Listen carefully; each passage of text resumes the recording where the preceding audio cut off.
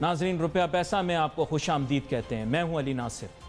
ऐसी क्या वजह है कि मैं एक बिज़नेस का प्रोग्राम करता हूं और मेरी कही हुई बातें, नौजुबिल्लाह गैब का इल्म तो मेरे पास नहीं है, लेकिन मेरी कही हुई बातें अगर आप सुने तो आप देखेंगे कि कुछ अरसे बाद हकीकत में आपको वो चीज़ें दिखाई देती हैं। खालिसतन मैं आपको बता रहा हूँ, मंतक की बुनियाद पर ये बातें करता हूँ। मैंने बहुत पहले ये बात कह दी थी कि डेल्टा पाकिस्तान में तबाही मचाएगा, क्योंकि डेल्टा एक बदतरीन, तो मैं नहीं कहूँगा बदतरीन शक्लें तो अभी आप देखिएगा कोरोना की कितनी आएंगी। कोरोना का फैलाव किस वजह से किया गया है ये तो आपको पता ही है। इसके बारे में मैं ये नहीं कहूँगा कि ये कोई साजिश है या नहीं है, लेकिन पाकिस्तान के सिलसिले में ये कहा जा सकता है कि ये बड़ी शर्मनाक बात है कि ये जानते बूझते कि जो जरसूमा होता है कोरोना, ये अपनी शक्ल बदलता है। ये जिसे म्यूटेशन कहा, मैं वायरोलॉजिस्ट नहीं हूं लेकिन आपको बुनियादी बात बता रहा हूं। ये जानते बूझते कि ये बीमारी पाकिस्तान से इसका आगाज नहीं हुआ बल्कि बाहर से हुआ। ऐसी सूरत में जब वबा फैल रही हो, जब जहां हो वहीं रुक जाओ, ना कहीं जाओ ना कहीं से आओ, लेकिन पाकिस्तानी बाज नहीं आए। खास तौर पे वो पाकिस्तानी जो मुल्क से बाहर रहते हैं, यानी पाकिस्तानी निजात। उनको पता है कि वबा फैल रही है, लेकिन उन्होंने अपने रिश्तेदारों की शादी के ऊपर बेवजह आना जरूरी। उसकी वजह से क्या हुआ, और चंद वज़रा जिनका नाम मैं नहीं लूंगा, लेकिन मैं वज़ीर आज़म इमरान खान साहब का शुक्रिया अदा करता हूं कि उनमें से एक वज़ीर को उन्होंने काबीना में से निकाल दिया है। आगे इशारे से आप समझ जाएं।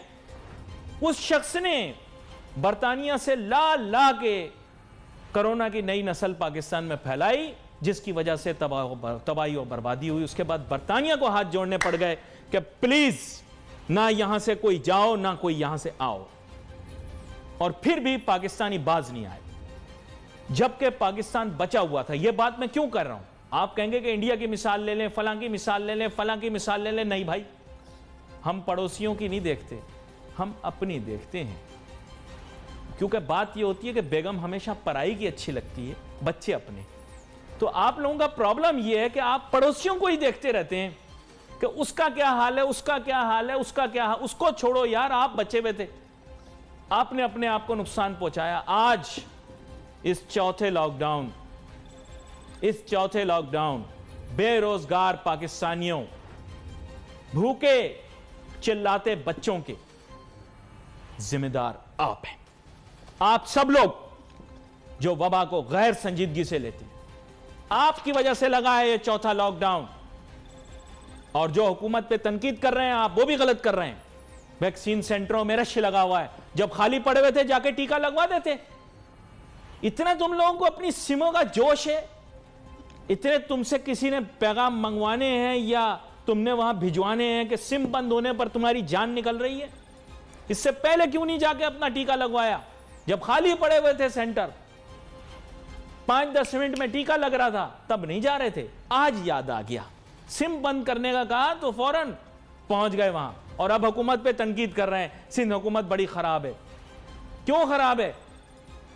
गैर जिम्मेदार तुम हो, तुम्हारी गैर जिम्मेदारी की वजह से ये सब कुछ हो रहा है। तुम वबा को नहीं जानते, ये वबा ही थी जिसकी वजह से आज से कई 100 साल पहले दुनिया की तारीख भी बदल गई। नाजरीन, आज जो कुछ आप पाकिस्तान और दीगर मुल्क खित्ते के मालिक में हालात देख रहे हैं, जो सैकड़ों साल से पकते आ रहे हैं, ये भी एक वबा का ही नतीजा है। लेकिन वो किसी और दिन बताएंगे कि क्या मामला था, क्या माजरा था। आज मेरे साथ बहुत ही अहम मेहमान शामिल है गुफ्तगू, जनाब शम्सुल इस्लाम साहब, जो कि नायब सदर हैं KCCI के, और सारी दुनिया में इन्होंने सफ़र किया हुआ है, चीज़ों को बगौर देखा हुआ है। इनको वेलकम करते हैं शो में। और साथ पे टेलीफोन लाइन के ज़रिए हमें ज्वाइन कर रहे हैं मोहम्मद रिजवान साहब, जो कि इलेक्ट्रॉनिक की जो हमारी मार्केट है उसके जो है वो रहनुमा हैं। दोनों को वेलकम करते हैं शो में। शम्सुल इस्लाम साहब की जानिब जाता हूँ। शम्स साहब, मैंने इतनी लंबी चौड़ी जज्बाती तमहीद बांधी आपके सामने। ज़ाहिरी बात है, आप किसी चीज़ से इत्तेफाक करें, इख्तिलाफ करें, वह आपकी मर्ज़ी, लेकिन इस वक्त जो लॉकडाउन लागू किया गया है, इसकी बुनियादी वजह वबा का फैलना और ये मखसूस वेरिएंट जो पाकिस्तान में मौजूद ही नहीं था, उसको लाकर यहाँ पर फैलाना, ये एक बहुत बड़ी गलती है जिसके लिए ज़िम्मेदारान को सज़ा मिलनी चाहिए कि जिन्होंने बैनुल-अक़वामी सफ़र को बंद करना चाहिए था उन्होंने खोल दिया, जिसकी वजह से आज लोग भूखे हैं, बेरोज़गार हैं, परेशान हैं। क्या कहते हैं आप? बिस्मिल्लाहिर्रहमानिर्रहीम। शुक्रिया अली भाई।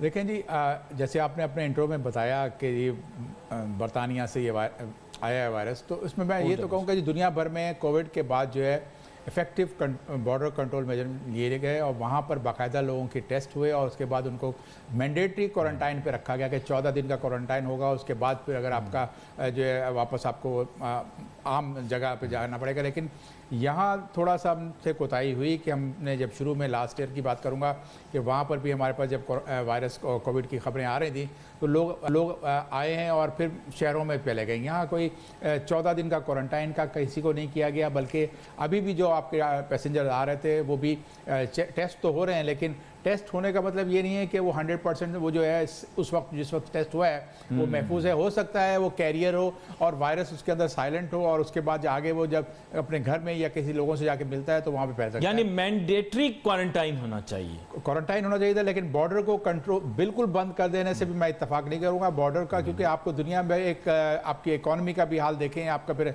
एक परसेप्शन भी देखें कि वेस्टर्न मीडिया तो मौका ही नहीं हाथ से जाने देता कि जहाँ पर पाकिस्तान के खिलाफ प्रोपेगेंडा करे, तो उसको हमको देखने हुए कि उसको बिल्कुल सही तरीके से प्राइम मिनिस्टर साहब ने कहा था कि इसको खोला जाए।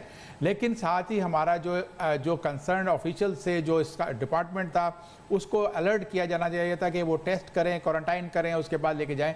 बहरहाल अब ये बीमारी तो हो गई, अब आपको पता है कि कोविड वैक्सीन जो है इसका जो ज़रूरी है इसको रोकने के लिए, इस वायरस को रोकने के लिए। लेकिन पाकिस्तान में कुछ जो प्रोपेगेंडा सोशल मीडिया, क्योंकि हमारा जो आम आदमी है उसके पास जब से ये स्मार्टफोन आया है उसको जो है सोशल मीडिया पे लातादाद इसकी किस्म की अनऑथेंटिक किस्म की इंफॉर्मेशन आ रही होती हैं और वो उसके ऊपर चला गया और उसने उसके ऊपर जो है अपनी वैक्सीनेशन के ऊपर थोड़ा सा हेसिटेंट हुआ है। कह रहा है बिजली पैदा हो रही, कोई कह रहा है मकनातीस लग रहा है, तो क्या बातें हो रही हैं। इनको ये चाहिए था कि अपनी वैक्सीनेशन तो ज़रूर करवाएं, क्योंकि हर बीमारी का अगर आप बचपन से देखें, अगर आपको टीबी बीसीजी लगी थी तो वो भी आपका एक वायरस का वैक्सीन थी, उसके बाद पोलियो की वैक्सीन लग रही है। तो जो मुल्क बीमारियां फैलती हैं दुनिया में, इस मुल्क के कितने अहम कायदीन हैं जिनको वबाओं ने छीना हमसे। कायदे-आज़म मोहम्मद अली जिन्ना को भी टीबी ने छीना ना हमसे।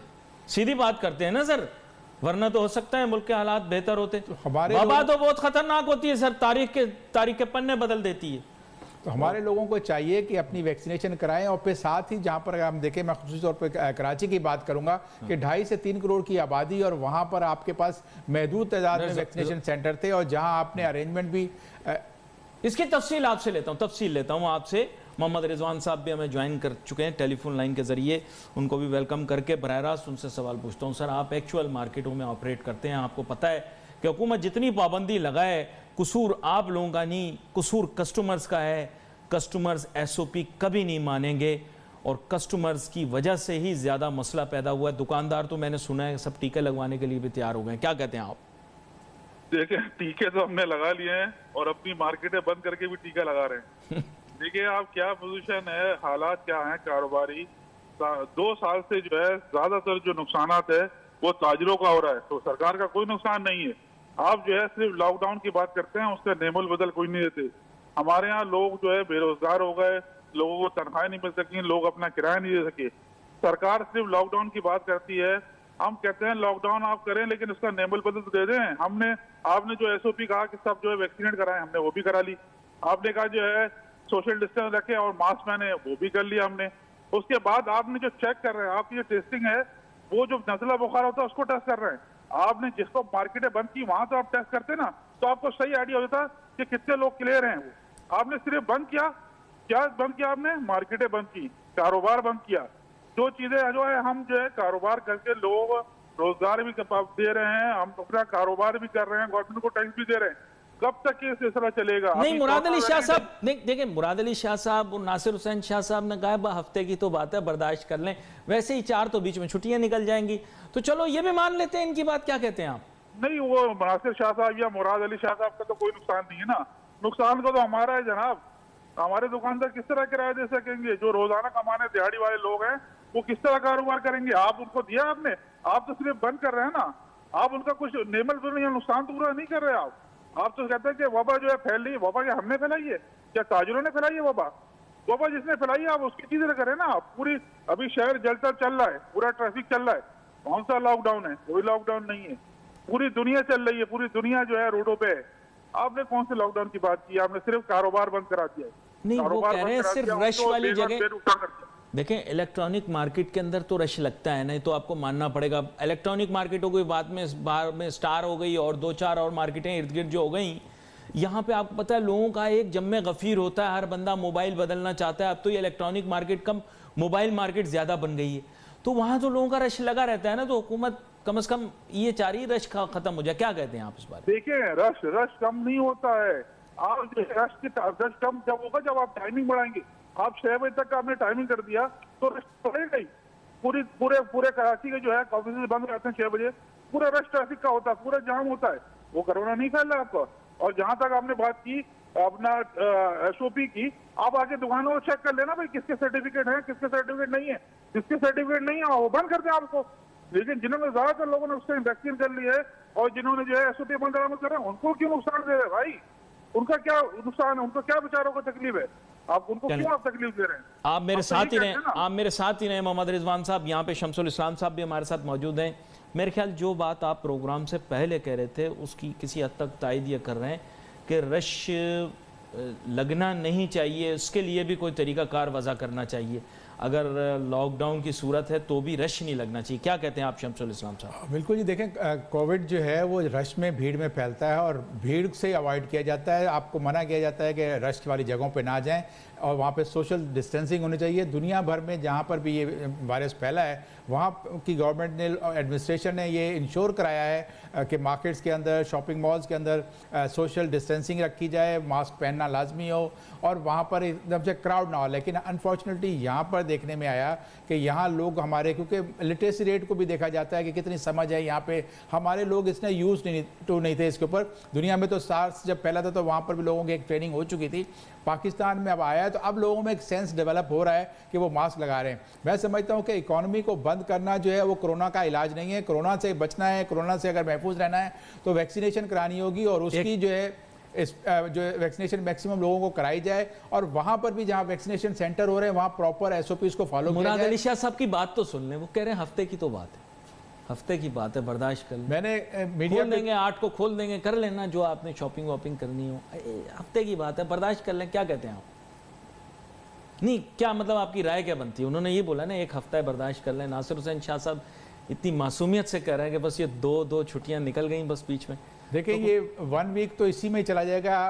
ताजिर हज़रात जो है वो प्रोटेस्ट करते रहेंगे, वो कहेंगे मैं ना मानूं, बात आएगी कि 9 दिन पूरे हो जाएंगे, 8-9 दिन पूरे हो जाएंगे, उसके बाद बिल्कुल होगा। लेकिन उसके बाद फिर क्या गारंटी है कि वायरस ये नहीं फैलेगा? कि उसके बाद फिर आपको देखा है कि कुछ और ऐसे इवेंट आ रहे हैं, 24 घंटे टीके लगा रहे हैं, लगेगा 24 घंटे लगा रहे हैं, 24 घंटे टीके लगा रहे हैं, यकीन करें इतना जोर लगा रहे हैं। ऐसा नहीं देखा कि जहां पर वैक्सीनेशन हो रही हो तो ये माहौल हो जिस तरह से एक्सपो सेंटर में देखने में आया, जिस तरह से खालिकदीना में देखने आया, जैसे और जगह पे भीड़ लगी। पहले खाली थे ना, ये सिम की वजह से गए ना, ये मसला हुआ खाली। देखें इसमें गलती है कि गलत है ना, पहले लगवा लेना चाहिए। मिनिस्टर्स ने आके मीडिया पे बयान दिए कि हम आपकी तनख्वाह नहीं देंगे, लोगों को पहली 1 अगस्त से तनख्वाह नहीं मिलेगी, लोगों को रोड पे चेक किया जाएगा, पुलिस चेक करती है। आपको पता है कि गरीब आदमी की जेब में अगर 50 रुपए पड़े होते तो वो भी निकाल लिए जाते। तो इस तरह से अगर एक गरीब आदमी की तनख्वाह नहीं मिलेगी, जिससे उसके घर का गुजारा हो रहा है, जिससे उसको स्कूल की फीस जा रही है, घर का किराया जा रहा है, खाना खा रहा है, वो तो उसके लिए परेशान होकर अल्टीमेटली उसने आना था। लेकिन इनको उसी वक्त जो है जब पता था कि हम इतने बयान दे रहे हैं तो आपको सेंटर्स बढ़ाने चाहिए थे। अभी उन्होंने कल मजबूरी बयान किया है। रिजवान साहब के साथ भी आपके साथ भी मजबूरी डिस्कस करूंगा, आप तो हमारे साथ रहेंगे आगे। रिजवान साहब आपके सामने मजबूरी पेश करते हैं। असल में प्रॉब्लम यह है कि जो सिमुलेशन हुई है उसमें यह जाहिर हुआ है कि कराची के अंदर जो लोग हैं या पूरे पाकिस्तान के अंदर ही जो ये अगर वेरिएंट फैलता है तो इसकी वजह से दुश्वारी उन लोगों को होगी जो कि बुजुर्ग हैं, जो कि हमारे मुल्क के वनरेबल लोग हैं। उनकी तादाद ज़्यादा नहीं है, महज सैकड़ों में होंगे, लेकिन हर नमाज के बाद हम उनके लिए दुआ मांगते हैं। आपको पता है नमाज के दौरान भी दुआ मांगी जाती है वालिदैन के लिए, तो उनके तहफ़्फ़ुज़ के लिए काम किया जा रहा है रिजवान साहब, और कोई बात नहीं। आपको पता है ये इतना जानलेवा मोहलिक मर्ज नहीं है, चंद लोगों की जान लेता है, बाकी ज़्यादातर ये वनरेबल को नुकसान पहुँचाता है। हमारे पास वसाइल नहीं है, उन्होंने बता दिया। क्या कहते हैं आप? देखें वसाइल नहीं है, सबसे पहले तो वसाइल बढ़ाए जाएंगे। कराची 3.5 करोड़ की आबादी है, कितने हॉस्पिटल हैं, आप ये तो चेक करें। अगर खुदा न खास्ता इससे बड़ी कोई अगर बीमारी आएगी तो क्या करेंगे? ये तो आप टीके लगा रहे हैं और टीके तो अभी मौजूद ही नहीं है। अभी 7 डे हॉस्पिटल में लाइनें लगी हुई थी सुबह से, हमारे ऑफिस से करीब है वो, वहाँ टीके ही मौजूद नहीं है, वहाँ लोग रश लगाए हुए हैं। आप पहले वैक्सीनेशन तो पूरी करते हैं, वैक्सीनेशन ही नहीं है आपके पास पूरी, आप बात कर रहे हैं वैक्सीन लगाने की। आप जाके देखें तो लोगों का रश कितना है, लोग जो है लड़ रहे हैं। आप जो है कहते हैं वैक्सीन बहुत है, कहाँ है वैक्सीन? हमारे सामने हमारे लोगों का वैक्सीन नहीं लगा रही है अभी। लोग कह रहे हैं, लोग जो है 2-2, 3-3 घंटे से खड़े हुए, वो कह रहे हैं वैक्सीन ही नहीं है। तो आप पहले वैक्सीन तो बढ़ाएं। आप लॉकडाउन करने की बात करते हैं, वैक्सीन तो आप पूरी कंप्लीट ही कर सकते हैं। शम्स साहब मंगवा रहे हैं, अभी बता रहे थे।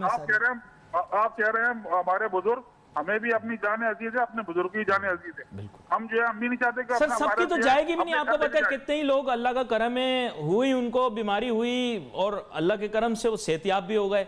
ये तो चंद, आपको पता है कि तादाद बहुत कम है, तादाद बहुत कम है। मैं चाहता हूँ रिजवान साहब इस बारे में, चूँकि आपने एक पैगाम तो सख्त दिया ही है, एक मतलब वो दिया है हुकूमत के लिए, लेकिन एक पैगाम आप आवाम के लिए भी दे दें।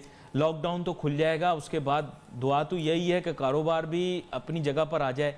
आवाम के लिए रिजवान साहब, लोग आपकी बात को बहुत वज़न देते हैं, आप एक ताजिर रहनुमा हैं, आप आवाम के लिए भी एक मेरे ख्याल से SOP के हिसाब से आपको देना चाहिए एक पैगाम। क्या कहते हैं आप? देखिए बिल्कुल SOP पे अमल दरामद आवाम भी करे, दुकानदार भी करें, हुकूमत भी करे। अभी आप देख लें, कल जो है कैमरे साहब के घर पे शादी हुई है, वहाँ SOP पे अमल दरामद हुआ, वो तो शादी कर ली। ये गरीब आदमी अगर शादी करता है तो उसकी जो है FIR कट जाती है, उसको बंद कर दिया जाता है और उसकी जो है घर वालों बेइज्जती की जाती है। यहाँ कानून जो है ना, सबसे पहले तो कानून सही करना पड़ेगा। कानून अमीर गरीब आदमी सबके लिए एक होगा। जब ये शहर चलेगा, जब ये मुल्क चलेगा, जब आप जो है सब SOP पे बरामद करेंगे। यहाँ बड़े आदमी के लिए कोई SOP नहीं है, हर अवाम के लिए, गरीब आदमी के लिए SOP है। हम कहते हैं सब लोग करें। ये जो मोदी मर्ज है, इसका अभी इतनी जल्दी जो है छुटकारा नहीं दे सकते। हमें कोरोना को साथ लेके चलना है, कारोबार को लेकर चलना है, सिर्फ एहतियात से और वैक्सीन लगा के। अब हमारे पास जो है मार्केटें बंद करने की गुंजाइश नहीं रही, हम बहुत नुकसान में आ गए हैं। आप लोग समझने को तैयार नहीं है, हुकूमत समझने को तैयार नहीं। हम कहते हैं हमारे साथ बैठे, हमारा नेबुल बदल दें हमको, हम जो है इस मुल्क और शहर को चलाते हैं। अब जो है हुकूमत को संजीदगी से सोचना चाहिए कि हमारे ताजिर और सनतकार रहनुमाओं के लिए क्या आसानी पैदा की जा सकती है। अब हमें टेलीफोन लाइन के ज़रिए ज्वाइन कर रहे हैं जनाब वक्कास अजीम साहब, जो कि डिप्टी कन्वीनर भी हैं ताजिर एक्शन कमेटी के और साबिक चेयरमैन भी हैं अपरा के ऑल पाकिस्तान रेस्टोरेंट एसोसिएशन के। आजकल ये लोग बहुत मुतहरिक हुए हैं, ज़ाहिर बात है इनके कारोबार को बहुत ज़्यादा मुतासर किया है लॉकडाउन्स के अंदर और SOPs में। तो जनाब वक्कास साहब, आपको सबसे पहले तो वेलकम करता हूँ शो में और आपसे ये गुजारिश करता हूँ कि भाई आप बताएं, क्योंकि अभी मौजूदा तौर पर देखिए मुराद अली शाह साहब ने उस दिन टेलीविज़न पर आकर प्रेस कॉन्फ्रेंस में वजाहत से बता दिया कि मामलात बड़े ख़राब हो गए हैं और माहिरीन ने यह बता दिया है कि लॉकडाउन ज़रूरी है। और फिर नासिर हुसैन शाह साहब जो हमारे वज़ीर इत्तलात हैं, उन्होंने भी वजाहत से बता दिया कि भाई हफ्ते 10 दिन की बात है, बर्दाश्त कर लो।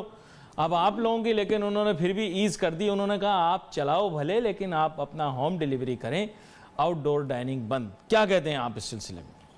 अस्सलाम वालेकुम, बहुत शुक्रिया आपको प्रोग्राम में लेने का। सर, इसमें अब हम क्या कह सकते हैं, सच्ची बात यह है कि अब ये 16 महीने की इस बंदिश के साथ तो हमारे बिल्कुल होश उड़ चुके हैं। हमसे बात एक की जाती है, अमल दूसरे तरीके से किया जाता है। बड़े अरसे के बाद आप खुद देखें कि हमें 3 अगस्त को खोला गया और बड़े इस वादों के साथ कह दी आप अपने पूरे स्टाफ को आप वैक्सीन करवा लें, उसकी सारी डिटेल आप हमें दे दें, हमें पता हो कि आप बड़े सेफ एंड साउंड हाइजीनिक तरीके से उस SOP पे आ गए तो हम आपको खोल देते हैं। हमने जी अपने पूरे पाकिस्तान से, आप देखें कराची में काम करने वाला जो वर्कर है ना, वो हमारे पास जो इंडस्ट्री में काम करता है, वो उसमें से आधे से ज़्यादा स्टाफ तो पाकिस्तान से आता है, पूरे पाकिस्तान से आते हैं। नॉर्दर्न एरियाज हैं, आप समझे पंजाब के एरियाज हैं, वहाँ से लोग आते हैं। जब वो आते हैं, उनकी रिहाइश, उनका खाना पीना सब कुछ हमारे सर हो जाता है। अच्छा, वो आ गए, ईद का मौका है, वो आ गए, उन्होंने कहा जी घरों के एडवांस भी चाहिए, वो भी हमने इनको कहीं से पैसे पकड़ के दिए, जनरेटर सही करवाया, AC सही करवाया, फर्नीचर सही करवाया, सारी चीज़ों को इस तरह से लिया और जो कोविड की SOP थी उनके मुताबिक अपने डाइनिंग को सेट किया। अच्छा, आप एक बात ये समझें कि जो हमारा डाइनिंग का वैसे सिचुएशन होता है ना, जब कोई कहता है 100 सीट का रेस्टोरेंट है, तो कभी भी 100 की 100 सीट के ऊपर ये कोई हवाई जहाज नहीं है कि जिसपे 100 के 100 लोग बैठ जाओ। आप देखेंगे 6 की टेबल पे 4 लोग बैठे हुए, 4 की टेबल पे 2 लोग बैठे हुए, तो वैसे ही हम 70% कैपेसिटी पे चलते हैं। तो जब इन्होंने कहा जी फर्नीचर कम कर लें, एसओपी के लिहाज से 50% होना चाहिए, हमने 50% कर लिया। कहा जी बाहर आप एक डेस्क लगाएं, डेडिकेटेड स्टाफ रखें, आप टेक्नोलॉजी यहाँ डालें कि लोग आए तो आप उनको जी फौरन चेक कर सकें कि वैक्सीनेटेड हैं कि नहीं। हमने ये भी करना शुरू कर दिया। अब ये करना शुरू किया, 3 तारीख को हम चलते हैं, 14 तारीख की सुबह में पता चलता है कि जी आप बंद हो रहा है। तो ये कोई तरीका नहीं हुआ। आप स्टेक होल्डर को बुलाते नहीं है। आपने हमसे ये नहीं पूछा कि जब तुमने शुरू कर दिया है, जो तुम्हारे किराए बाकी थे, अब वो किराए कैसे दोगे। मालिक मकान को हमने चमकारा, हमने बोला भाई कुछ ये पैसे पकड़ो और ये पकड़ो 24 तारीख का चेक, इंशाअल्लाह ताला पैसे आएंगे, हम आपको क्लियर कर देंगे। इसी तरह बिजली की किस्तें करवाई, उनको बोला कि जी हम किस्त में इसको क्लियर कर देंगे। वेंडर्स को उसी तरह किया। सबसे बड़ा मसला हमारे जो स्टाफ था उसकी सैलरी का, अब वो इस सर पे आ गए और हम बंद हो गए। आप तस्वीर कर सकते हैं किस परेशानी से हमने अपनी ईद गुजारी। बेशतर लोगों को मैं जानता हूं कि जो कि बेहतरीन कुर्बानियां किया करते थे, इस साल वो हिस्से भी नहीं डाल सके। लोगों पे इतना कर्ज चढ़ गया। एक ऐसी इंडस्ट्री जो कि पाकिस्तान की आप समझे सर्विस बेस सबसे बड़ी इंप्लॉयमेंट क्रिएट करने वाली इंडस्ट्री है, उसको आपने सड़क पे लाके खड़ा कर दिया। और आपके पता नहीं जो आपके जो माहिरीन है वो उनकी कौन सी, देखें एक सिंपल बिजनेसमैन है ना, वो तो 2+2 करता है ना।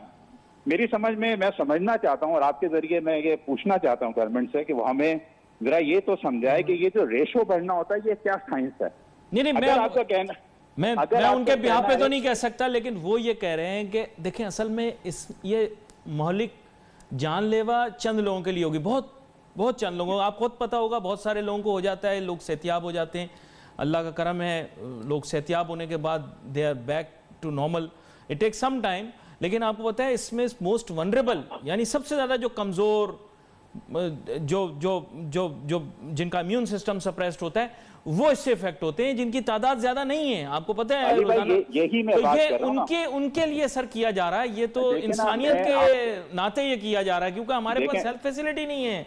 देखिए हम तो यही बात करते हैं, हम इसमें हुकूमत के साथ खड़े, हम कहीं अलग नहीं है, लेकिन हम बात करते हैं अगर आपने कोई चीज करनी, आप हमें तो लूप में लें। आप जब हम ये बात करते हैं कि जब ये बात करते हैं कि 30% रेशो हो रहा है, अच्छी हमने देखा 30%। अच्छा वकास साहब, यहाँ पर आपको रोकूंगा चंद लम्हात के लिए। हमारे साथ यहाँ शमसुल इस्लाम साहब हैं, नायब सदर भी हैं KCCI के, आपके हक में को बात करना चाह रहे हैं। ये कह रहे थे कि टेक अवे जो है वो शायद होम डिलीवरी से ज़्यादा सेफ है। सर इस पर भी वजाहत करते हैं। और थोड़ा सा वकास साहब भी बड़े परेशान है, होना भी चाहिए, जाहिर बात है, उन लोगों का कारोबार इतना मुतासर हुआ है, इनको कोई दिलासा भी दें। जी बिल्कुल, देखें जी, आपको पता है कि रेस्टोरेंट्स पे जब आप होम डिलीवरी की बात करते हो, बहुत सारी कंपनीज आ गई हैं जो आपके खाना लेके पिक कर रही हैं, और वो बंदा या फिर कुछ होटल अपने हैं जिन उनके अपने राइडर रखे हुए वो पहुँचाते हैं। उससे ज़्यादा सेफ जो है टेक अवे भी है। टेक अवे में तो घर का फर्द अपना खुद आता है, खाना लेके जाता है, गाड़ी में बैठा रहता है, और उसको आप अगर आप पैक करके देते हो तो उसमें कोई हर्ज नहीं है। लेकिन मुझे नहीं समझ में आ रही कि ये हुकूमत ने इस पर क्यों पाबंदी लगाई। इसको तो एटलीस्ट खोलना चाहिए। डाइन इन पे उनके रिजर्वेशन हो सकते हैं कि कहीं एक दुकान का रेस्टोरेंट है या अगर 2 दुकानों का रेस्टोरेंट है, वहाँ पर एयर कंडीशन चल रहा है, उस वजह से तो वो कर सकते हैं। लेकिन जो ओपन जगह होती है और वहाँ अगर SOP के साथ कम टेबल लगा के दें और साथ ही टेक अवे भी अलाउ कर दें तो उससे कम से कम इनका जो खर्चा जो किराए का वो तो निकल रहा है। मुझे पता है लाखों रुपए, 5-5 लाख 6-6 लाख रुपए ये लोग किराया दे रहे होते हैं दुकानों का, छोटी छोटी दुकानों का। और कारोबार अभी जो आपने देखा कुछ सालों से खाने पीने का बहुत ज़्यादा तरक्की कर गया था, और अब जब से कोविड शुरू हुआ है तो सबसे ज़्यादा जो वर्स्ट रेट है वो ये रेस्टोरेंट का खाने पीने का बिजनेस है। उसके बाद फिर आपके जो छोटे दुकानदार हैं उनका कारोबार, जो आपकी कॉमन मैन की इकोनॉमी है, सबसे ज़्यादा वो वुल्नरेबल नहीं। हुए लेकिन हैं। ये जो जिधर मतलब ये है कि जिसे कहते हैं बैठक लगती थी, वो कारोबार तो सबसे ज़्यादा मुतासर हुआ है ना। देखें शादी हाल का बिजनेस तो काफ़ी मुतासर हुआ, मुनाफा भी उन्होंने कमाया था अपने वक्त पे, लेकिन बहुत उनको नुकसानात हुए हैं। इसके अलावा रेस्टोरेंट्स का बिजनेस है, ये बहुत मुतासर हुआ है।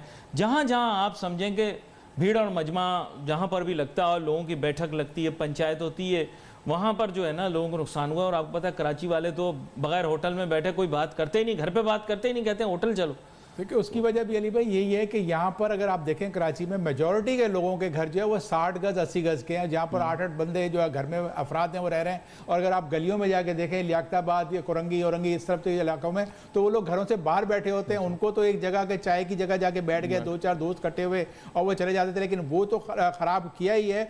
और साथ मुझे एक और चीज़ समझ नहीं आ रही कि जो पार्क हैं जो आपकी इम्यूनिटी को बढ़ाने के लिए, जहाँ लोग वॉक करने जाते थे, जहाँ कोलेस्ट्रॉल हाई होता था जिनका या कोई शुगर के पेशेंट थे, वो वॉक करते थे, वो तकरीबन बंद कर दिया। उससे तो कभी मैंने ऐसा कोई कराची का पार्क नहीं देखा जहां पर एक्सपो सेंटर की तरह रश लगा हुआ, वहां तो 8-10 लोग होते हैं और दूर दूर तक वॉक कर रहे होते हैं। उसको खोलना चाहिए ताकि हेल्दी एक्टिविटीज जो है ऑलरेडी कराची में इसको संजीदगी से देखना चाहिए। लेकिन यहाँ पर मैं आपसे भी गुजारिश करूंगा, मैं बिल्कुल आप पता है मैं बहुत तनकीद करता हूँ सियासतदानों पर यहाँ सिंध की हुकूमत ने हफ्ता 10 दिन मांगे दे दो, इन बेचारों के तो 16 महीने निकल गए। वकास अजीम साहब आप मेरे साथ हैं, 16 महीने निकल गए, 10 दिन और दे दो, कह रहे हैं 10 दिन के बाद खोल देंगे, फिर खुला हिसाब नहीं। अब अली भाई इसमें जो बात है ना, जो मैं अब हम जिसके ऊपर आ गए वो ये कि देखे हर दफा एक नई वेव आ रही है और बगैर सोचे समझे हमें बंद कर दिया जाता है। आज सुबह मैं इस्लामाबाद से वापस आया हूँ, मैंने उसकी वीडियो बनाई और अपलोड किया, मैं आपको भी भेज देता हूँ।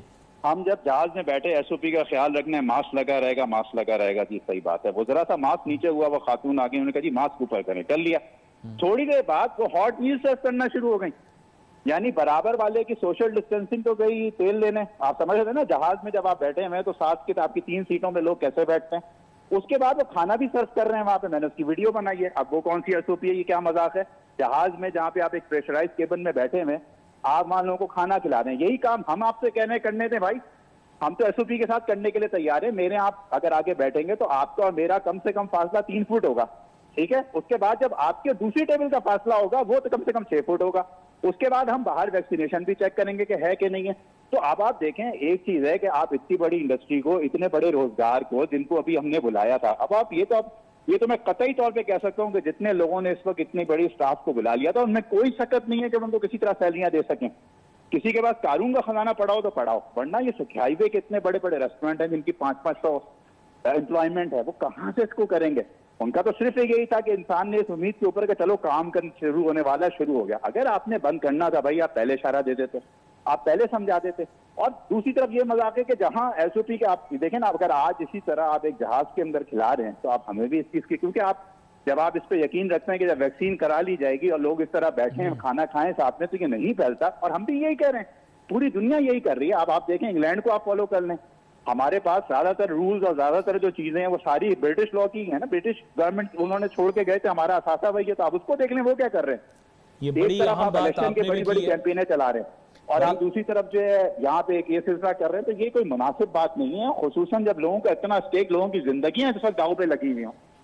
तो हुकूमत का काम है लोगों को लेके चलना, हुकूमत का काम माँ का काम होता है। तो माँ का सलूक बच्चों के साथ ये कुछ अछूता सलूक है, इसको बेहतर होने की जरूरत है, इसमें बहुत गुंजाइश है। सही मैं वकास साहब आपके दर्द को समझ रहा हूँ, आपकी आवाज़ से मुझे पता लग रहा है कि आपके दिल में उस वक्त कितना दर्द है। शम्स साहब की गुफ्तगू से पता लग रहा है कि कितने संजीदा है वो इस बारे में। लेकिन मैं चाहूँगा कि आप दोनों मेरी बात को गौर से सुने। मैं प्रोग्राम की ये समझें कि इसको जब क्लोज कर रहा हूँ तो मैं चंद चीज़ें कहना चाहता हूँ हुकूमत से, और मैं चाहता हूँ आप लोग भी इस्लामाबाद जाएँ या जहाँ भी आप जाएँ तो आप ज़रूर बात करें। पाकिस्तान के अंदर मैंडेटरी क्वारंटाइन होना चाहिए उन लोगों के लिए जो दूसरे ममालिक से आ रहे हैं। ये इस बात की तायद कर चुके हैं शम्सुल इस्लाम साहब। दोबारा से इस बात को मैं दोहरा देता हूं कि कोई भी शख्स किसी भी मुल्क से अगर पाकिस्तान आ रहा है तो उसको मैंडेटरी क्वारंटाइन में रखा जाए। इसके बावजूद कि उस वक्त उसको जांचा भी जाए एयरपोर्ट के ऊपर, लेकिन जांच के बावजूद मैंडेटरी क्वारंटाइन किया जाए। पाकिस्तान के तमाम बॉर्डर्स, क्योंकि हमारे पड़ोसी ममालिक के अंदर कोई एसओपी लागू नहीं होते, इस हिसाब से मैं आपको कह सकता हूं उसको जहन में रखते हुए हमें अपने लैंड के जो बॉर्डर्स हैं उन पर भी कंट्रोल बहुत ज़्यादा सख्त करना चाहिए। तीसरी बात यह है कि चाहे आप रिवायती तौर पर सोचें या तारीखी तौर पर सोचें, तो ये बात है कि जब वबा फैल रही हो तो जो जहां पर हो वहीं पर रुक जाए। गैर ज़रूरी सफ़र करने की कोई ज़रूरत नहीं है। तमाम पाकिस्तानी निजात लोगों से मैं कहना चाहता हूं कि आप जहां हैं, आपसे गुजारिश है कि आप कुछ दिन और सब्र कर लें। ये वबा ख़त्म हो जाएगी इंशाअल्लाह ताला, या कम हो जाएगी, या जैसे शम्स साहब भी ब्रेक के दौरान कह रहे थे कि जब लोग इसके साथ रहने का तरीका सीख जाएंगे तो फिर उसके बाद मामलात काफ़ी हद तक काबू में आ जाएंगे। मैं हुकूमत से गुजारिश करता हूँ कि प्लीज़ इन चीज़ों के ऊपर जल्द से जल्द अमल दरामद करें। यहाँ पर प्रोग्राम का वक्त ख़त्म हुआ चाहता है। अली नासिर हमारी टीम को इजाज़त दीजिए। अल्लाह हाफ़िज़।